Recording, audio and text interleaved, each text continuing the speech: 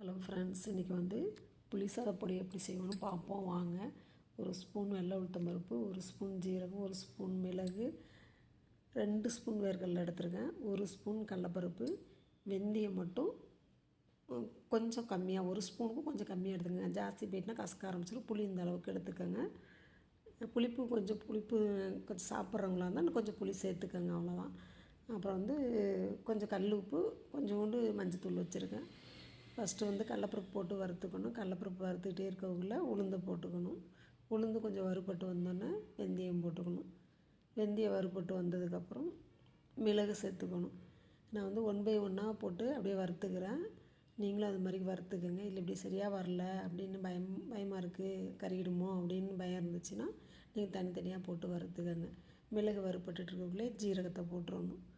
ஜீரகம் படன்னு வெடிக்கும் பார்த்திங்களா, அப்படியே இந்த ஹீட்டில் போட்டு வறுக்கிறப்ப அது வறுத்து படன்னு வெடிக்கிறப்ப மஞ்சத்தூள் போட்டுக்கணும். மஞ்சத்தூள் போட்டு அதை கொஞ்சம் நேரம் பரட்டி விட்டுட்டு அதுக்கப்புறமா லாஸ்ட்டாக உப்பு போடணும். உப்பு போடுறப்ப இந்த ஜாமான்லாம் கொஞ்சம் ஓரமாக நவுத்தி விட்டு அந்த ஹீட்டில் போட்டு உப்பை வறுக்கணும். அதுக்கப்புறம் ஒன்று சேர்த்து வறுத்துக்கலாம், ஒன்றும் பிரச்சனை இல்லை. அது மாதிரி வறுத்துக்கணும். அப்புறமா எடுத்து நம்ம வச்சிடணும். வச்சுட்டு புளி எடுத்து வச்சுருக்கோம்ல, அதை அடுத்து இதெல்லாம் ஜாமானோட சேர்க்கக்கூடாது, தனியாக வச்சுட்டு அதுக்கப்புறமா புளி போடணும். இந்த மாதிரி புளி போட்டு அது பண்ணணும். சிம்மில் வச்சு தான் எல்லாமே செய்யணும். இந்த ஹீட்லேயே இந்த புளி சரியாக ஹீட் ஆகிடும். அதனால் நம்ம அடுப்பை ஆஃப் பண்ணிவிட்டு போட்டு புளியை பரட்டி விட்டு அப்படியே வறுத்தோம்னா அந்த ஹீட்லேயே சரியாக வந்துடும்.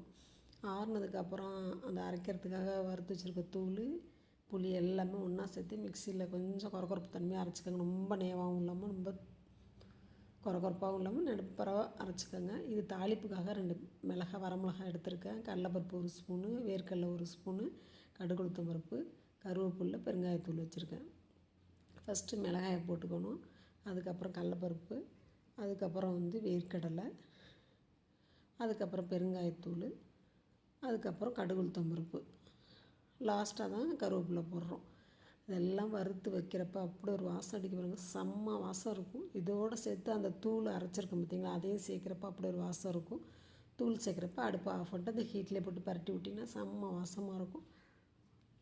சாதம் வடித்து வச்சு அதில் கொஞ்சம் நல்லெண்ணெய் ஊற்றி இந்த பொடியை போட்டு சாப்பிட்டா அவ்வளோ ஒரு டேஸ்ட்டாக இருக்கும். உருளைக்கிழங்கு வச்சு சாப்பிடுங்க, செம்ம டேஸ்ட்டாக இருக்கும். உருளைக்கிழங்கு நான் அன்றைக்கி வைக்கலை, அதனால் இது நெல்லிக்காய் ஊறுகாய் வச்சுருக்கேன், அதை வச்சு சாப்பிட்டா செம்ம டேஸ்ட்டாக இருந்துச்சு. இது ஒண்டியாக பேச்சுலர் பசங்க போய் வெளியில் கஷ்டப்படுறாங்க, பாவம் வேலைக்கு போகிறேன் படிக்க போகிறேன்னு, அந்த மாதிரி உள்ள பசங்களுக்கு ஒரு நாளைக்கு நம்ம ஒன்று செஞ்சு கொடுக்குறோம்லாம். இந்த பொடி செஞ்சு கொடுக்கலாம். அதுக்கப்புறம் ரசப்பொடி, தொக்கு, இதெல்லாம் ஒன்று நாளைக்கு செஞ்சு கொடுத்தா பசங்க வீட்டு சாப்பாடு சாப்பிட்றப்ப அதுங்களுக்கும் உடம்புக்கும் நல்லது இல்லையா. நம்ம அது மாதிரி செஞ்சு கொடுப்போம் ஒரு நாளைக்கும். இதை ட்ரை பண்ணி பாருங்கள் ஃப்ரெண்ட்ஸ். Okay, thank you. நெக்ஸ்ட் வீடியோவில் பார்ப்போம். ஓகே, பாய்.